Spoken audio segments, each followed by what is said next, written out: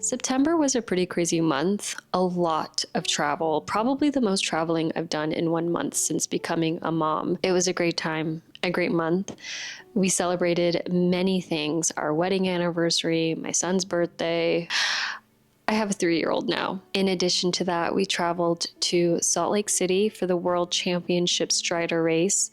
My son got to race, and it was such a joy seeing him in his element. It made him so happy. So proud of him. If you all are new here, I should share that back in July, I committed to swapping out my weekly inserts each month for something different, like a week on one page or daily inserts. I just find that this is a really cool way to experiment with different formats, especially because we are coming down to the new year.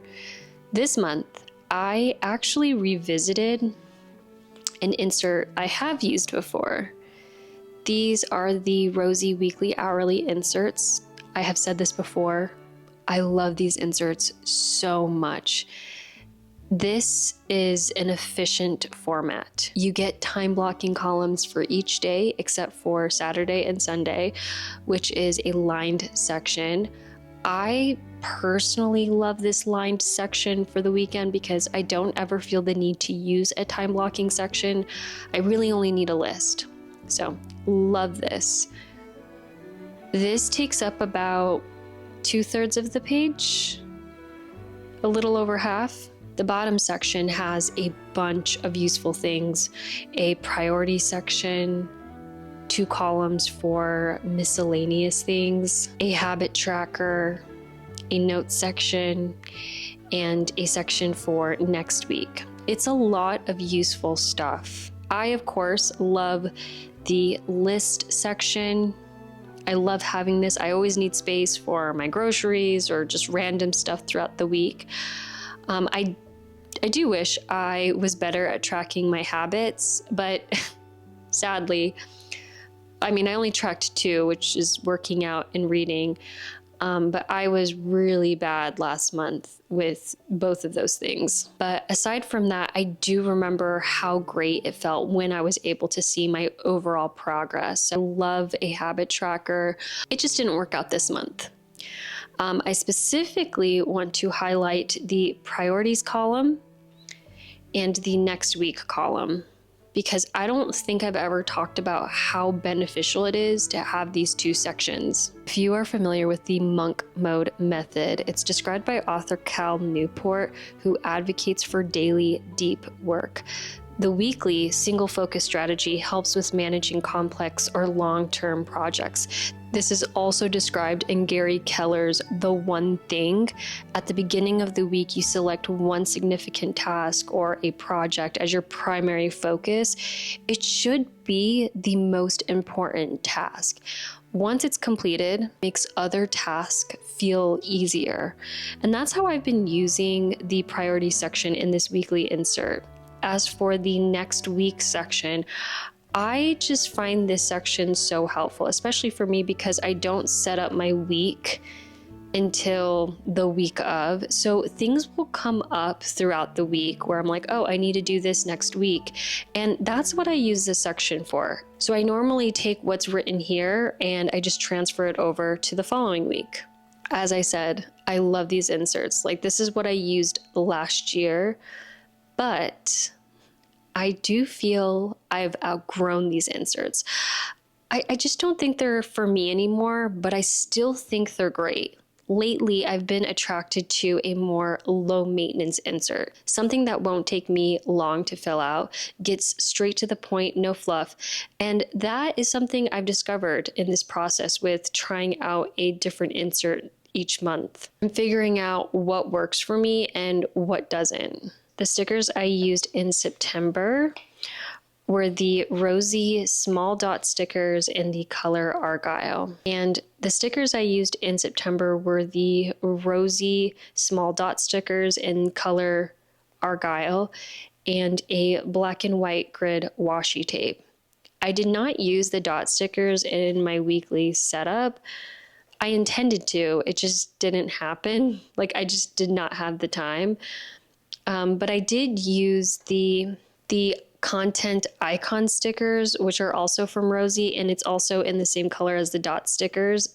I really enjoyed this. Highlighting when I was editing, posting a new release. It just made it nice in terms of like making those tasks pop on the page. I look forward to using these again. It did take some getting used to because I would write out the word post and I'm like, oh, didn't want to write out post. I wanted to just use the sticker. Next thing I want to share is the Jinhao fountain pen. I did not have intentions with trying new pens this year like I did last year.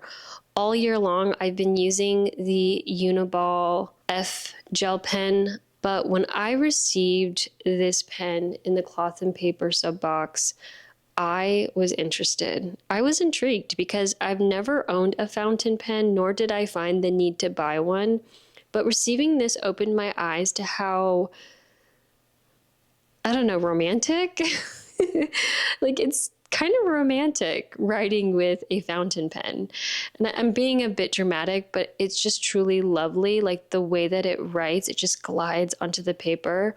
And I love that I have a vial of ink when this runs out. I just take it apart and then fill it back up. It's been such a great experience. I initially wasn't going to use this when I first set it up because I thought the nib was a bit thick. Like when I'm writing, it looks like I'm writing in a 0.5 or I don't know, maybe even a 0.8, somewhere in between there.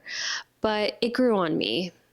Because once the ink started to flow, I became obsessed with writing with this. Again, it glides onto the paper beautifully. I am so happy with this product.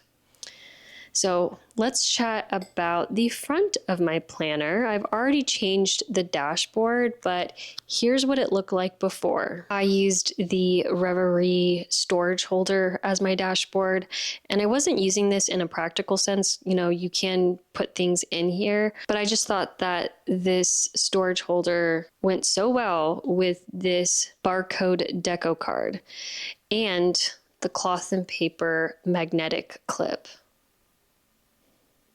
I also had this deco card. I'm not quite sure which sub box this came in, but I loved this because this in this pocket, you just see so much orange. There wasn't anything wrong with this setup.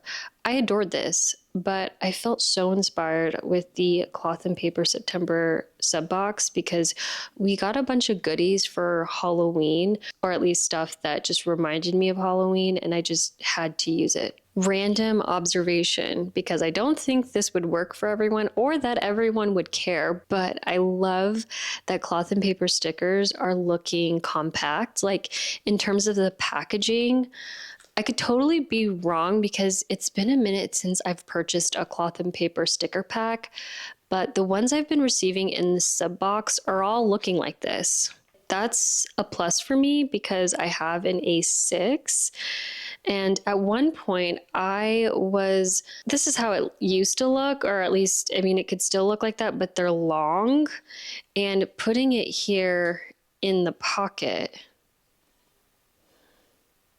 at one point I was putting these tall stickers in this pocket and, you know, it's sticking out, getting damaged. So I had to stop putting them in here because I don't want my stickers looking tore up, but this is perfect. I really hope their newer sticker packs are packaged like this.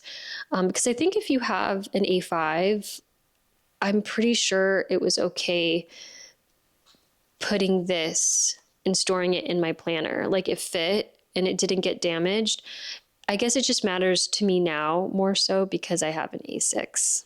That is it for my September end of month recap. It was a great time in my planner. It was a great month. I hope you all had a great month. I have some cozy vlogs coming up, more planning videos, so I will see you all then. Bye.